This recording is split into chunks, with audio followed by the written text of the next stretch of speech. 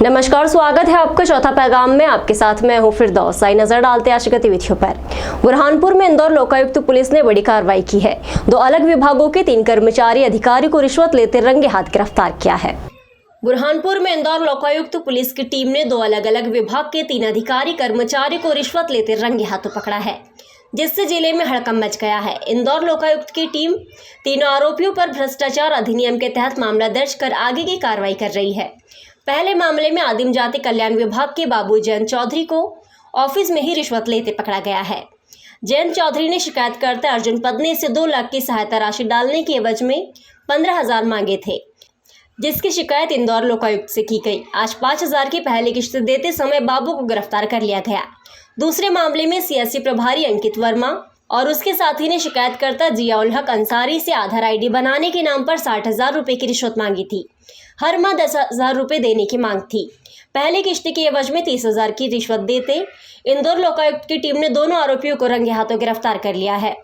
इंदौर लोकायुक्त की टीम ने तीनों आरोपियों पर भ्रष्टाचार अधिनियम के तहत अपराध दर्ज किया है। बनाने के लिए मैंने आवेदन दिया था। कुछ समय से हमें बहुत समय दिया गया। फिर उसके बाद हमारे से 60,000 रुपये की डिमांड की गई कि प्रति आईडी आपको 60,000 रुपये पे करना पड़ेगा और प्लस 10,000 रुपये महीना अलग से देना होगा, जो कि शासन के द्वारा निःशुल्क होता है। निःशुल्क आईडी बनाई जाती है और कोई इसका शुल्क नहीं लगता है। उसके बीच में ऐसा हुआ। फिर उसके बाद फिर मैंने लोकायुक्त टीम से कॉन्टेक्ट किया। SC/ST तहत सर मैंने का केस हुआ था किसी पे, तो उसमें सर इसमें राहत राशि मिलती है जो कि मुझे मिलना था और वो स्वीकृत हो गई थी, लेकिन वो मेरे खाते में जमा नहीं कर रहे थे। वो मुझसे रिश्वत की मांग कर रहे थे 15,000 रुपये। तो उसमें से उन्होंने बोला था कि बोले 5,000 रुपये अभी दे दो, उसके बाद में 10,000 रुपये पैसे आने के बाद में देना। कौन रिश्वत की मांग कर रहा था? जयंत चौधरी। इसकी शिकायत आपने लोकायुक्त से की थी। क्या कौन से विभाग में हुई जयंत चौधरी? सर ये आदिम जाति कल्याण विभाग में। अर्जुन पदने। आज लोकायुक्त इंदौर के द्वारा जो है इंदौर इकाई के द्वारा बुरहानपुर ज़िले में 2 ट्रैप की कार्रवाइयाँ की गई हैं, जिसमें पहला जो ट्रैप की कार्रवाई है वो AJ के ऑफिस है। यहाँ अनुसूचित जनजाति कार्य एवं अनुसूचित जाति कल्याण विभाग में एक सहायक ग्रेड 3 है जयंत चौधरी। तो एक अर्जुन पिता संतोष पद में है। इनके द्वारा पुलिस अधीक्षक कार्यालय में उपस्थित होकर शिकायत की गई थी कि SC/ST एक्ट के प्रावधानों के अंतर्गत इनकी 2 लाख रुपए की राशि शासन से स्वीकृत हुई है, जिसको इनको भुगतान नहीं किया जा रहा। और जब भी ये जाते हैं तो उस भुगतान के एवज में इनसे 15,000 रुपये रिश्वत की मांग की जाती है। इनकी शिकायत का सत्यापन कराया गया था। सत्यापन के दौरान 2 किस्तों में जो है 15,000 रुपये की राशि का लेन देन इनसे तय हुआ था। उसी परिप्रेक्ष्य में आज ट्रैप दल का गठन किया गया था और जो अभी जनजाति कार्य एवं अनुसूचित जाति कल्याण विभाग के सहायक ग्रेड 3 है जयंत चौधरी, इनको पहली किस्त के रूप में 5,000 रुपये की रिश्वत राशि लेते हुए इनके कार्यालय में रंगे हाथ ट्रैप किया गया है। इसी के MP बोर्ड की कक्षा 10वीं और 12वीं का रिजल्ट आज घोषित हुआ, जिसमें जिले के 3 विद्यार्थियों ने प्रदेश की सूची में अपना नाम दर्ज कराया है। बुरहानपुर में 10वीं बोर्ड में नेहा भगत प्रदेश में 7वीं रैंक, मानसी योगेश्वर प्रदेश में 9वीं रैंक और 12वीं बोर्ड में ऋतिक्षा प्रदेश में 9वीं रैंक पर आई है। नेहा भगत को 488, मानसी योगेश्वर को 486 और 12वीं की ऋतिक्षा को 471 अंक प्राप्त हुए। प्रदेश की सूची में 9वें स्थान पर मानसी पिता योगेश्वर महाजन ग्राम बिरोदा की रहने वाली है, जिसके पिता साड़ी की दुकान पर सेल्समैन हैं। पिता बताते हैं कि वो रात भर पढ़ाई करती थी। बालिका ने गणित में 100 में से 100, इंग्लिश में 99 अंक प्राप्त किए हैं। टोटल 500 में से 486 अंक प्राप्त किए हैं। प्रदेश की 9वीं रैंक पर कक्षा 12वीं के Hrithik Virendra Shah new vision school के हैं, जिसका 94% है। मैं अपने इस सक्सेस का श्रेय जो होता है मेरे टीचर्स को और मेरे मम्मी पापा को देना चाहूँगी। उन्होंने हमेशा मुझे इनकरेज किया और बताया कि तुम ये सब कर सकती हो, मतलब 90 से ऊपर मार्क्स आ सकते हैं तुम्हारे। तो फिर मैंने दिन रात मतलब पढ़ाई की, वो जो बोलते थे वैसे ही स्टडी की और मेरे 97% बने। आप किस स्कूल में पढ़ते थे?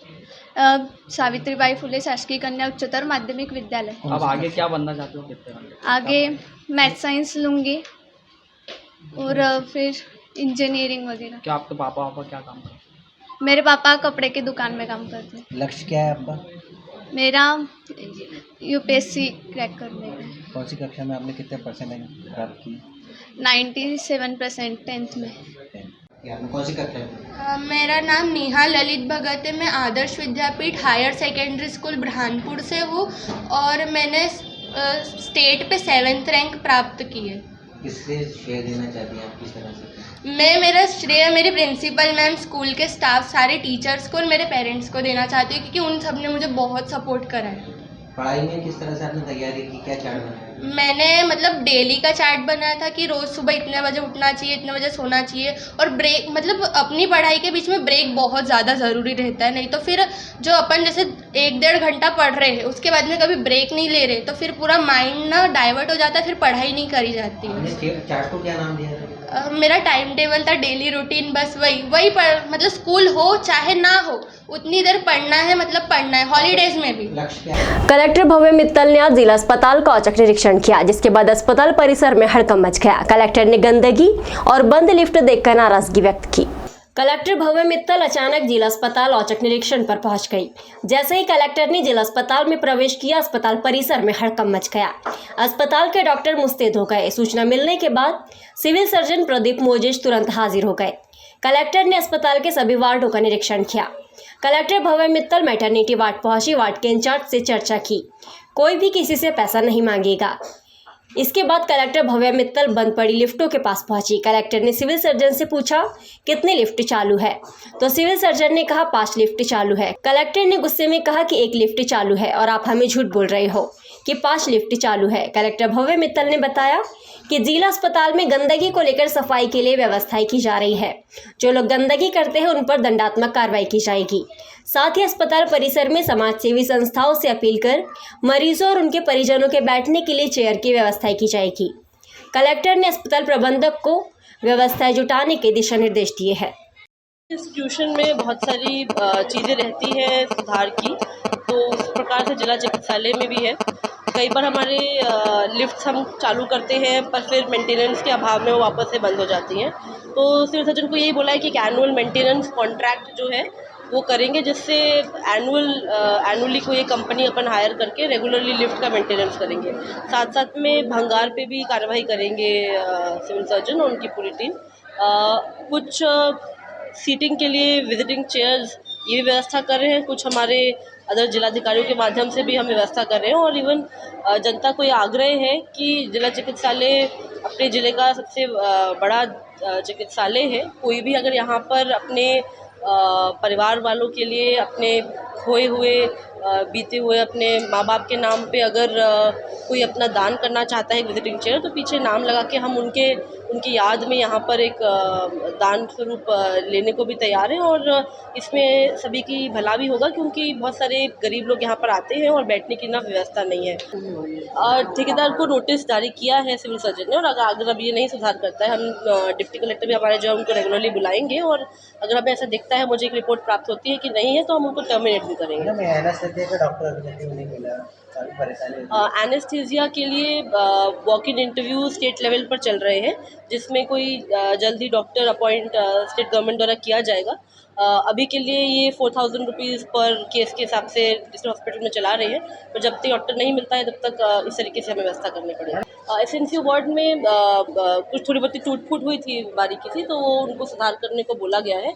और साथ में जो कैंगरू मदर केयर की चेयर्स हैं, उनमें से कुछ हम कन्वीनियंस के लिए सोच रहे हैं कि प्रसव जहाँ पर हुआ है उस प्रसव पूर्व के कक्ष में भी रखेंगे। ताप्ती नदी के बड़े पुल पर प्लेट निकल गई है और पुलिया का डिवाइडर टूटने लगा है। इस कारण किसी भी वक्त कोई बड़ा हादसा हो सकता है। अभी हाल ही में खरगोन क्षेत्र में बड़ा हादसा हो चुका है। बड़े हादसों से ही सबक लिया जा सकता है, लेकिन बुरहानपुर में कुछ विभाग ऐसे भी है जो बड़े हादसों को भी गंभीरता से नहीं लेते। अभी कुछ समय पहले खरगोन में एक बड़ा हादसा हुआ था, जिसमें कई लोगों को अपनी जान से हाथ धोना पड़ा। बस पुलिया से नीचे गिर पड़ी थी। बावजूद इसके बुरहानपुर जिले में भी कोई बड़ी दुर्घटना घट सकती है।